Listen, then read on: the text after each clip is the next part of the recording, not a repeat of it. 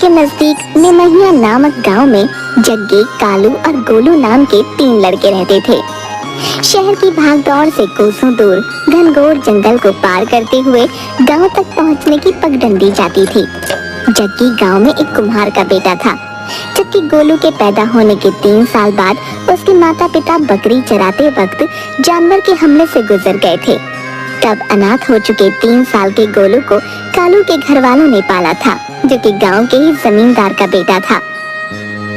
बड़ा होने पर गोलू बकरियों को संभालने लगा और अपने माता पिता के बनाए झोपड़े में वापस रहने लगा। अंधेरा होने से पहले ही खाना बना कर रख लेता हूँ, वरना दिक्कत हो जाएगी। बचपन से ही जग्गी अपने पिता के साथ मिट्टी के बर्तन बनाने में उनका सहयोग करता आया था। साथ ही उसने अपने पिता से बर्तन बनाना भी सीख लिया था। पिताजी, देखिए तो जरा, ये सही बनी है ना? हाँ बेटा, इसमें पूछने वाली कौन सी बात है? तू तो बहुत खूबसूरत बर्तन बनाता है। जग्गी, तेरे हाथ से बने हुए मिट्टी के बर्तन लोहे की तरह इतने सख्त बनते हैं कि कितनी भी ऊंचाई से गिर जाएं, पर टूटते नहीं हैं। हाँ, ये तो तुझे वरदान है भैया, वरदान। हाँ। जग्गी के हाथ में ऐसा क्या जादू था, ये तो जग्गी भी नहीं जानता था, पर उसके इस जादू से वो अच्छे खासे बर्तन का व्यापार कर लेता था। अरे जग्गी बेटा, पता है कल मेरे मुन्ना ने गुस्से में मटकी को जमीन पर फेंक दिया। मुझे तो लगा मटकी टूट गई होगी, मगर मटकी तो एकदम सही सलामत थी भाई। फिर याद आया ये मटकी तो तूने बनाई है। अरे भाई, इतनी जल्दी कैसे टूटेगी है?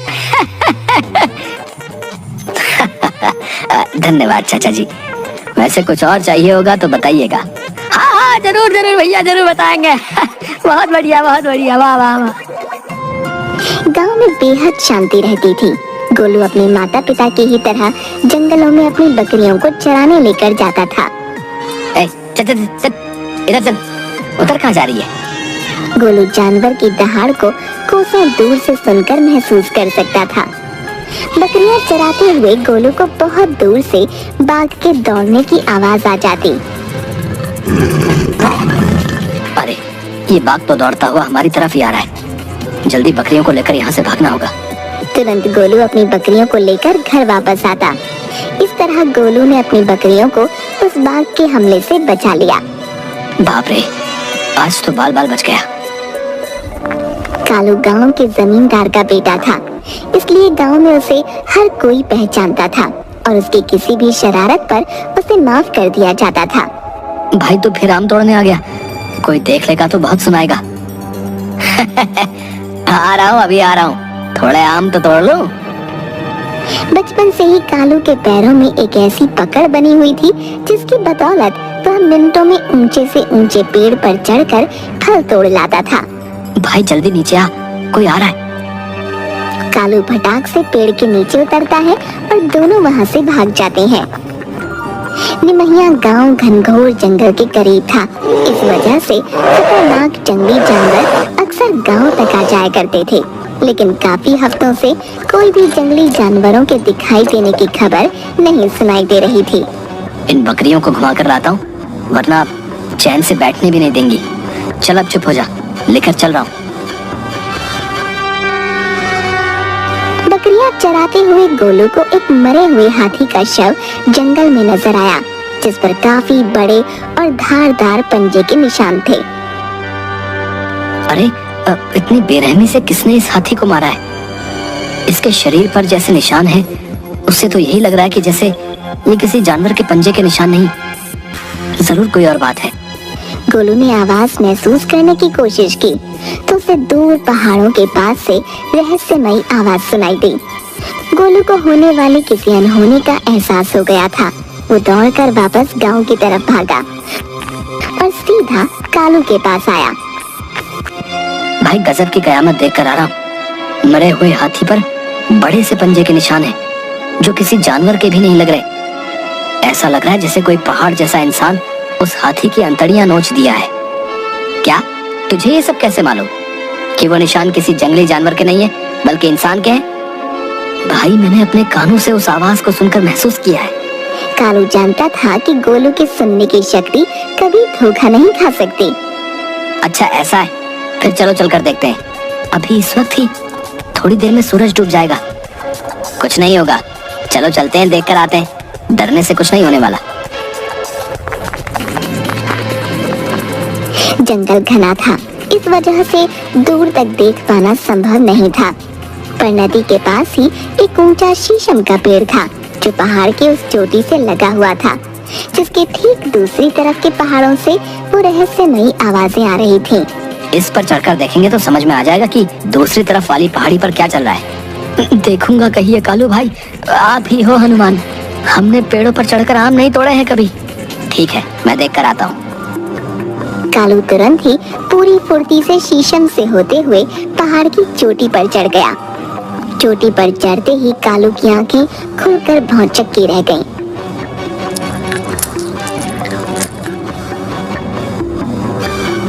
भाई, सच में कयामत आने वाली है। ऐसा क्या देख लिया दूसरी तरफ? एक पहाड़ जैसा वन राक्षस अजगर नोच कर खा रहा है दूसरी वाली पहाड़ी पर। मैंने पहले ही बताया था उस आवाज के बारे में।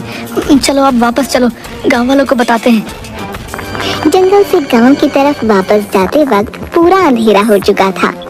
गांव तक ले जाने वाली पगडंडियां ठीक से दिखाई देना बंद हो गई थीं। अचानक ही कालू और गोलू रास्ता भटक गए। भाई, अंधेरा हो गया है और रास्ता खत्म ही नहीं हो रहा है। हाँ भाई, मुझे भी ये पगडंडियां अनजानी सी लग रही हैं। लग रहा है हम रास्ता भटक गए हैं। दोनों अपनी जगह पर रुककर इधर उधर देखने लगे। तभी अचानक उन्हें रोशनी दिखाई पड़ी। भाई, उस तरफ देखो, रोशनी सी नजर आ रही है। चलो, वहाँ लग रहा है कोई है, उससे मदद मांगते हैं। हाँ, चलो चलो उस तरफ चलो। रोशनी दोनों को जंगल में एक झोपड़ी तक ले गई, जहाँ उन्हें एक वृद्ध फकीर नजर आए। आओ बच्चों, मैंने ही तुम्हारा रास्ता बदला है यहाँ तक लाने के लिए। कालू और गोलू उस बूढ़े फकीर को देख हैरान रह गए। घबराओ मत बच्चों, सब नियति का लिखा हुआ है। मेरा यहाँ आना और तुम दोनों को यहाँ बुलाना। बस मुझे इतना बताओ कि तुमने पहाड़ी पर क्या देखा। कालू और गोलू ये समझ चुके थे कि इस फकीर बाबा से उस वन राक्षस का जरूर कोई संबंध है। कालू और गोलू ने पूरी कहानी उस फकीर को बताई। मुझे सब मालूम है बच्चों, वो मेरी ही शक्तियों से बनाई हुई औलाद है और जल्द ही उसे खत्म नहीं किया गया तो वो इस जंगल के जानवरों के साथ साथ आसपास के सारे गांव और शहरों का सर्वनाश कर देगा। तो इसमें आपने हमें क्यों बुलाया है बाबा, और हम क्या कर सकते हैं इसके लिए? तुम दोनों नहीं, तुम तीनों ही इस वन राक्षस को खत्म कर सकते हो। लेकिन बाबा, हम तो दो हैं, ये तीसरा कौन है बाबा? तीसरा तुम्हें तुम्हारे निमहिया गांव में ही मिल जाएगा। जाओ, जाकर खोज करो उसकी। उस वन राक्षस को खत्म करने का उपाय क्या है? बाबा ने पोटली में मिट्टी उन्हें दी। वो किसी भी खंजर या तलवार से नहीं मरने वाला। उस वन राक्षस के माथे पर एक छेद है जिसमें इस मिट्टी से बना हुआ खंजर घोंपना होगा। उसके अंत का एकमात्र उपाय यही है। बाबा ने कालू और गोलू को उनके गांव तक पहुंचने का रास्ता दिखलाया और दोनों ये सोचते हुए अपने गांव पहुंच गए कि आखिर वो तीसरा कौन है जो उस वन राक्षस को मारने में हमारी मदद करेगा। सोचते सोचते दोनों निमहिया गांव पहुंच गए। भाई, मुझे नींद तो नहीं आने वाली है आज रात। हाँ भाई, चलो मंदिर पर बैठकर इस मसले का कुछ हल निकालने की कोशिश करते हैं। रात काफी हो चुकी थी। मंदिर के पुजारी को मंदिर के पास किसी के होने की भनक लगी और नजदीक जाकर देखा तो गोलू और कालू उन्हें बैठे हुए मिले। बच्चों, यहाँ क्या कर रहे हो? गोलू ने पुजारी के आगे पहाड़ी से लेकर फकीर की बात बताई। साथ ही उस फकीर बाबा द्वारा दी गई मिट्टी को भी पुजारी के सामने रख दिया। गांव के कुम्हार का बेटा जग्गी बड़े ही मजबूत बर्तन बनाता है। उसके बनाए हुए मटके ऊंचाई से गिरने पर भी नहीं टूटते। भगवान जाने कौन सी शक्ति है उसके हाथों में, जो मिट्टी भी लोहे की तरह सख्त बना देता है। आप कहना क्या चाहते हैं पुजारी जी? जाओ, उस कुम्हार के बेटे जग्गी से इस मिट्टी का एक धारदार चाकू बनवा लो, जिसकी नोक इतनी तेज हो कि पहले ही बार में वो वन राक्षस अचेत हो जाए तक तो मैं पहाड़ी चढ़कर पहुंच जाऊंगा, पर अगर वो मुझ पर हमला कर देगा तो मैं खुद मारा जाऊंगा। अगर वो हाथी जैसे जानवर को मारकर खत्म कर रहा है, मतलब वो दिन में जागता है, इसलिए हम उम्मीद कर सकते हैं कि वो रात में अपनी थकान मिटाने को सोता जरूर होगा। आधी रात में उस वन राक्षस को मारने की कोशिश की जा सकती है। कालू और गोलू को जंगल के फकीर बाबा के बतलाए उस तीसरे इंसान का भी पता चल चुका था। दोनों ने रात में ही जग्गी के पास पहुंचकर उसे पूरी बात बताई और उसे फकीर बाबा के दिए हुए मिट्टी का हथियार बनाने को राजी किया। भाई, बना लूंगा मैं हथियार, पर इसे सूखने में कल दोपहर हो जाएगी। ठीक है, कोई बात नहीं। वैसे भी हम दोनों कल रात में जाएंगे। दोनों नहीं, तीनों। मैं आप दोनों के साथ चलूंगा। ये गांव मेरा भी है। दोनों ने 2 से भले 3 मानकर जग्गी को भी अपनी इस मुहिम में साथ ले लिया।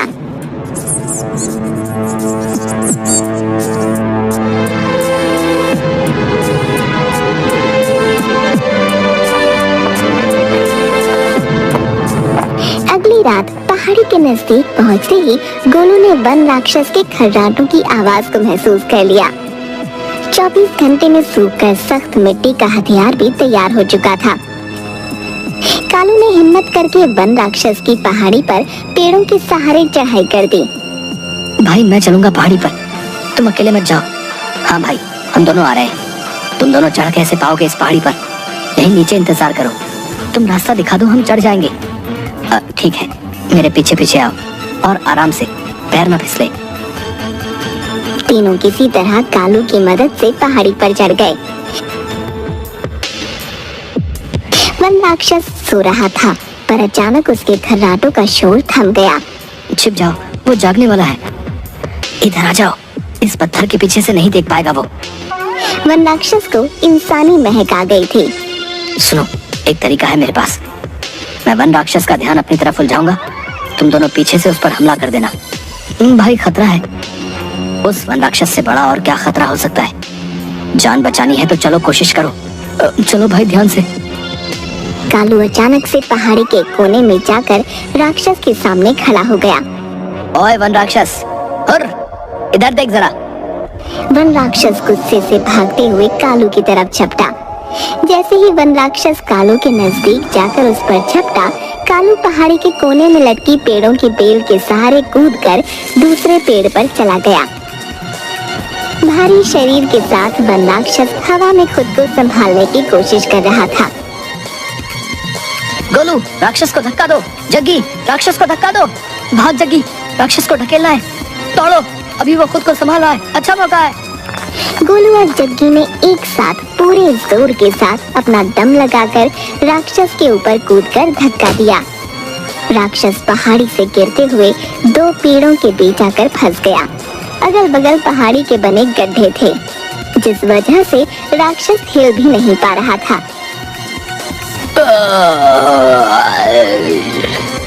कालू, ये लो जादुई मिट्टी का खंजर, वन राक्षस के माथे में मार दो। लाओ, जल्दी दो। कालू ने फकीर बाबा के बताए अनुसार उस राक्षस के माथे पर बने छेद पर पूरी तेजी से हमला किया। वन राक्षस वहीं पेड़ों के बीच अचेत हो गया। जोरदार बरसात शुरू हो गई। वन राक्षस के माथे पर गड़ा हुआ मिट्टी का हथियार वहीं घुल गया और वन राक्षस का अंत हुआ। इस तरह जग्गी, गोलू और कालू को मिली प्राकृतिक शक्तियों की बदौलत निमहिया गांव और जंगल की रक्षा हुई।